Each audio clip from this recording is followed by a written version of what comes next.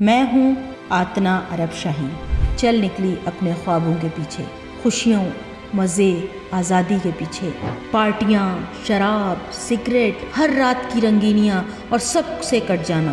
میں جاتی تھی حرم امام رضا، لیکن شراب پی کر جاتی تھی۔ میں تو امام حسین سے ناراض تھی، میں کھلے عام ان کے خلاف باتیں کرتی تھی، لیکن میری آنکھیں در حقیقت 28 اپریل 2022 کو کھلی، اور تب لگا جیسے پہلا تھپڑ پڑا۔ 40 دن نہ غیبت، نہ جھوٹ، نہ الزام۔ آتنا، خود کو روکو 40 دن کے لیے۔ میں امام رضا علیہ السلام سے باتیں کر رہی تھی، نہیں سچ کہوں تو لڑ رہی تھی۔ میں پھٹ پڑی، کہا لے جاؤ، مجھے نہیں چاہیے۔ میں امام رضا علیہ السلام کا کھانا کھانے تھوڑی آئی تھی۔ دوڑتی دوڑتی اذان ہو چکی تھی، افطار نہیں کیا، نماز نہیں پڑھی، بس باب الرضا پہ پہنچنا تھا۔ اللہ نے پہلے توجہ کی محترمہ عرب شاہی کی طرف، پھر یہ متوجہ ہوئی۔